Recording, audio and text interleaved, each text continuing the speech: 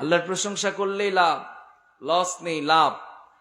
আল্লাহর প্রশংসা যারা করে পৃথিবীতে তারা সুখী হতে পারে। আমরা সবাই সুখী হতে চাই কি চাই না? সুখ কিন্তু পৃথিবীর কোন মার্কেটে কিনে পাওয়া যায়? পৃথিবীর মার্কেটগুলোতে যদি সুখ কিনে পাওয়া যেত, পৃথিবীর টাকাওয়ালা মানুষগুলো সবাই সুখী হয়ে যেত, ঠিক কিনা? কিন্তু সুখ তো কিনে পাওয়া যায় না। সুখ দেন একজন, তিনি কে? ভ্যান চালক। আল্লাহ যদি চান তাকে সুখী বানাবো, সে সুখী হয়ে যাবে। পৃথিবীর মানুষ তার সুখ কেড়ে নিতে পারবে না। এই জন্য তো দেখা যায় টাকা হলে সুখ হয় না, গাড়ি বাড়ি সুখ দিতে পারে না, নিজে লাইফে এসে নিজে আত্মহত্যা করে। দেখে নাই আমরা?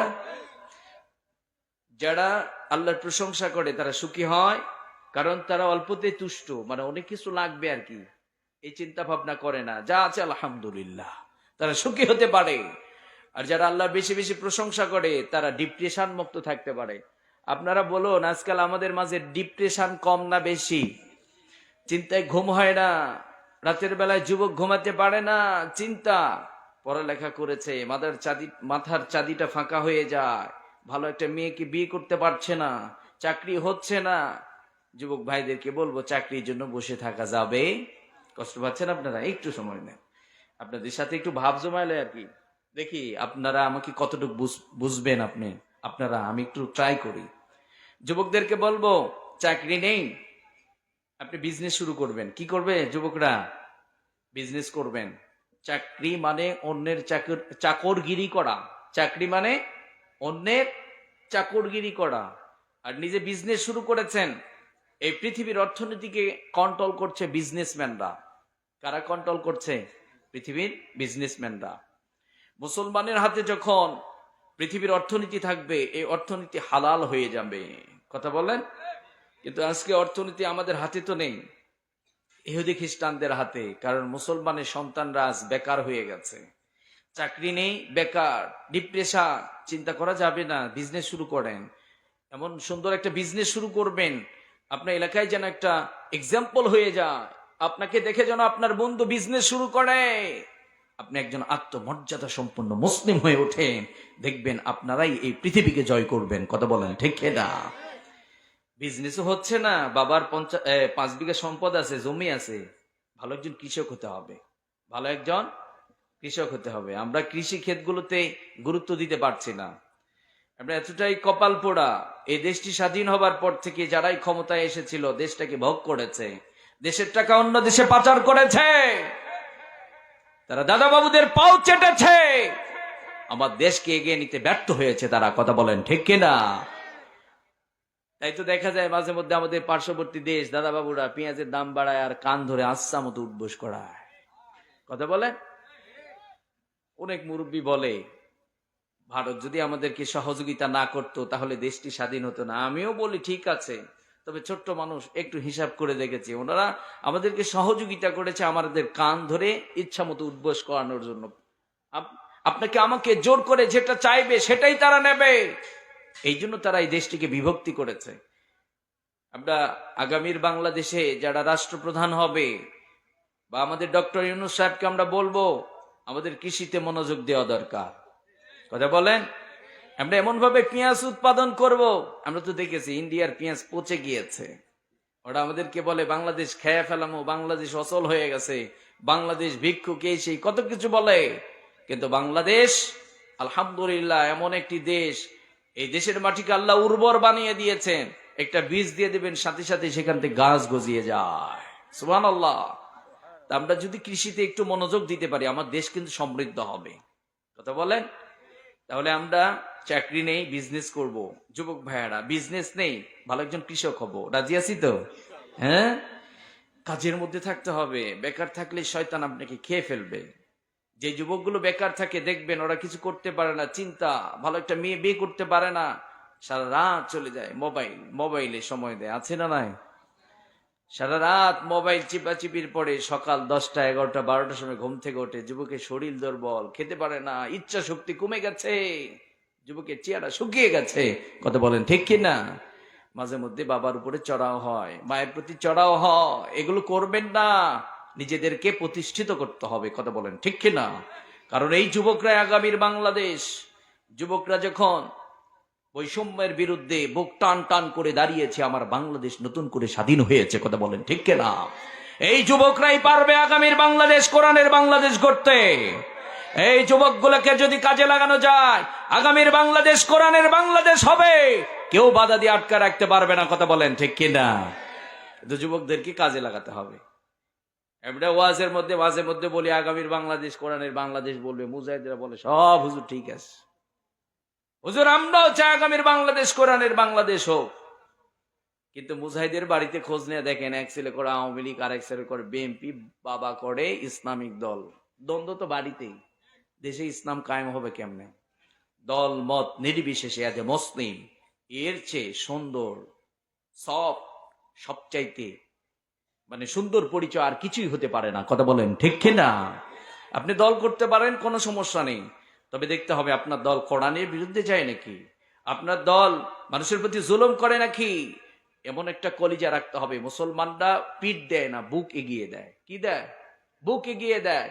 আপনার দল যদি খারাপ কাজ করে, কোরআনের বিরুদ্ধে কাজ করে, এতটুকু সৎ সাহস থাকতে হবে আমরা যেন প্রতিবাদ না করি, আপনারা দলের নেতারাই যেন প্রতিবাদ করে আপনাদের দলকে সঠিক রাস্তায় নিতে পারেন। কথা বলেন ঠিক কিনা? কিন্তু দলের লোকজন চুরি করে, বাটপাড়ি করে, মানুষ হত্যা করে, কেউ প্রতিবাদ করে না, তার মানে সব চোরের দালাল। কথা বলেন। যদি দালালি করেন দেশে থাকতে পারবেন না। ইতিপূর্বে আমরা দেখেছি একটা দল বারবার বলেছিল তারা, আমরা সবাই দেশপ্রেমিক, বাকি সব রাজাকার। কথা বলেন। এক রাতের মধ্যে এমন বিস্ফোরণ হয়েছে, এই রাজাকাররাই দেশে থাকতে পারে নাই, দেশপ্রেমিক দেশের মাটিতে মরতে চায়। কথা বলেন ঠিক না? দেশ থেকে তারা পালিয়েছে, আমরাই দেশপ্রেমিক, আমাদের দেশ প্রেম আছে, এই জন্য আমরা দেশেই মরতে চাই, মরণ হবে দেশে হবে। কথা বলেন। এই জন্য প্রিয় ভাইয়ারা আমার, আমরা যেন কোরআন নিয়ে চলতে পারি, আমাদের দেশটাকে যেন আমরা সমৃদ্ধ করতে পারি, আমাদের দেশটাকে যেন আমরা এগিয়ে নিতে পারি। আল্লাহ কবুল করুন, সবাই পড়েন আমিন। আর কোরআনের তাফসির মাহফিল যেখানে হবে আমরা সেখানে আছি না নাই? আজকের এই তাফসির মাহফিলটি হচ্ছে পূর্ব পারইল ঠেঙ্গাপাড়া জাবালে নূর হাফিজিয়া মাদ্রাসা ও এতিমখানার উদ্যোগে চমৎকার একটি প্রোগ্রাম। আলহামদুলিল্লাহ সুম্মা আলহামদুলিল্লাহ। দোয়া করছি অত্র প্রোগ্রাম যারা অক্লান্ত পরিশ্রম করে অ্যারেঞ্জ করেছেন তাদের জন্য দোয়া করছি, আল্লাহ সুবহানাহু ওয়া তাআলা কাল কিয়ামতের মুসিবতের দিন যেন আজকের এই তাফসীর মাহফিল আমাদের নাজাতের ওসিলা হয়ে যায়। সবাই পড়েন আমিন। সম্মানিত ভাইয়েরা আমার, আজকে আমার আলোচ্য বিষয় হচ্ছে, আজকে আমরা একটা সাবজেক্টের উপর আলোচনা শুনবো। আলোচ্য বিষয় হচ্ছে প্রকৃত মুমিনের পরিচয়। আমরা সবাই প্রকৃত মুমিন হতে চাই কি চাই না? আমরা তো মুমিন দাবি করি, কিন্তু আমরা যে সত্যিকারের মুমিন এটা বলাই যায় না। কথা বলেন। আমরা আজকে জানবো প্রকৃত মুমিন কারা। আমাদের বোনেরা আলোচনা শুনছেন, আমাদের বোনরা এই আলোচনাগুলো নেবে। আজকে আলোচনা শুনবো প্রকৃত মুমিনের পরিচয়, আমরা সেদিকে যাব। তবে তার আগে আপনাদেরকে একটু জিজ্ঞেস করি, এই মাসটির নাম কি? শাবান মাস। শাবান মাসের পরে একটি মাস আছে, মাসটির নাম কি? রমাদান মাস। রমাদান মাস হচ্ছে বছরের সেরা মাস। কথা বলেন ঠিক কিনা? যেই মাসটিতে কোরআন নাজিল হয়েছে, হুদাল লিন্নাস ওয়া বাইয়িনাতিম মিনাল হুদা ওয়াল ফুরকান। কোরআন নাজিল করা হয়েছে, কোরআন রমাদানে নাজিল করা হয়েছে। এই কোরআন মানুষকে হেদায়েত দেবে, ন্যায় এবং অন্যায়ের মধ্যে পার্থক্য করে দেবে। সুবহানাল্লাহ। রমাদানের প্রস্তুতি নেবার দরকার আছে না নাই? আমরা কি নিতে পেরেছি? প্রতিটা কাজের আগে প্রস্তুতি নিতে হয়। যে কাজের আগে প্রস্তুতি নিতে হয়, নেওয়া যায়, কনফার্ম করতে পারেন সেই কাজটি সফল হয়। সেই কাজটি কি হয়? নামাজের আগে সুন্দর করে ওযু বানালে নামাজটা সুন্দর করে দেন একজন, তিনি কে? রমাদানের আগে আপনি আমি যদি নিজেদেরকে পরিশুদ্ধ করে নিতে পারি, প্রস্তুত করে নিতে পারি, তাহলে রমাদানটাকে কাজে লাগানো যাবে। কথা বলেন ঠিক কিনা? রমাদানের আগে আমরা একটা আমল বেশি বেশি করব, যেহেতু আর কয়েকদিন বাদেই রমাদান শুরু হয়ে যাবে। রমাদান তার আগেই প্রস্তুতি শুরু, বেশি বেশি তাওবা ইস্তেগফার করে নিজেদের গুনাহগুলোকে ক্লিন করতে হবে। কি করতে হবে? গুনাহগুলোকে ক্লিন করবেন। কেন করবেন? ফর এক্সাম্পল, আমার এই মোবাইলে একটা মেমোরি কার্ড আছে। কি আছে? একটু কথা বলবেন। কি আছে? মেমোরি কার্ড আছে। তো আমি মেমোরি কার্ডটাকে 8 জিবি মেমোরি কার্ড ফুল করেছি গান, নৃত্য, এগুলো দিয়ে। এখন হুজুরের ওয়াজ শোনার পরে মনটা চাচ্ছে এগুলো আর রাখা যাবে না, এখন ওয়াজ ভরাতে হবে, ইসলামিক প্রোগ্রামগুলো এখানে উঠাতে হবে। আপনারা বলুন, আগে মেমোরিটাকে ফরম্যাট দিতে হবে কি হবে না? হ্যাঁ, যদি ফরম্যাট না দিতে পারেন তাহলে কিন্তু ওয়াজ গজল উঠাতে পারবেন না। ঠিক তেমনই আপনি 11টি মাস গুনার কাজ করে দিলটা কালো হয়ে গেছে, কোরআন ভালো লাগে না, নামাজ ভালো লাগে না, সিয়াম ভালো লাগে না, আগেই যদি আপনি তাওবা ইস্তেগফার করে আপনার কলবটাকে পরিষ্কার করে নিতে পারেন, তাহলে দেখবেন সিয়ামগুলো ভালো লাগবে, কোরআনের তেলাওয়াত ভালো লাগবে। কারণ তাওবা এমন একটা ইবাদত, এমন একটি আমল, তাওবার দ্বারা আল্লাহ বান্দার জীবনে সমস্ত গুনাহ মাফ করে দেন। সুবহানাল্লাহ। যখনই গুনাহ মাফ করে দেন, হৃদয়টা ধবধবে সাদা হয়ে যায়, ওই হৃদয়ে নামাজের মজা পাওয়া যায়, ওই হৃদয়ে সিয়ামের মজা পাওয়া যায়, ওই হৃদয়ে কোরআনের মজা পাওয়া যায়। কথা বলেন ঠিক কিনা?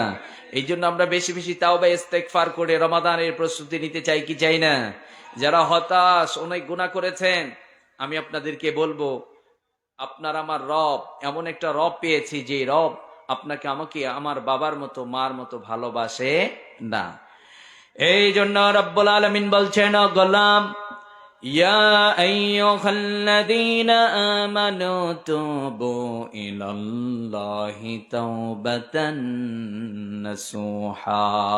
রব্বুল আলামিন বলছেন, ও গোলাম, তোমরা যারা নিজের নফসের উপরে অনেক জুলুম করেছো, অনেক অত্যাচার করেছো, তাওবা করো, তাওবার দ্বারা তোমাদের জীবনের সমস্ত গুনাহগুলো আমি মাফ করে দেব। সুবহানাল্লাহ। তাওবা করলে আল্লাহ আপনার আমার জীবনের সমস্ত গুনাহ মাফ করে দেবে। আবার আপনার আমার প্রিয় নবী বিশ্বনবী সাল্লাল্লাহু আলাইহি ওয়াসাল্লাম চমৎকার করে বলে দিয়েছেন, আত্তাইবু মিনাদ দাম্বি কামাল্লা দাম্বালা। বিশ্বনবী সাল্লাল্লাহু আলাইহি ওয়াসাল্লাম বলেছেন, ও আমার উম্মতেরা, তোমরা যারা অনেক জুলুম করেছো, অনেক অত্যাচার করেছো, গুনাহ করেছো, তাওবা করো, তাওবা করার সাথে সাথে রব্বুল আলামিন তোমাদের জীবনের গুনাহগুলো মাফ করে দেবে। শুধু গুনাহ মাফ করবে না, গুনার জায়গায় নেক দিয়ে তোমাকে মাসুম বানিয়ে দেবেন। সুবহানাল্লাহ। বাবা একবার, দুইবার, তিনবার মাফ করতে চায় না, তিনবারের বেলায় একটা ভুল বারবার করেছেন, মারাত্মক অপরাধ করেছেন, বাবা গলার মধ্যে ধাক্কা দিয়ে বাড়ি থেকে বের করে দেয়। কথা বলেন ঠিক কিনা?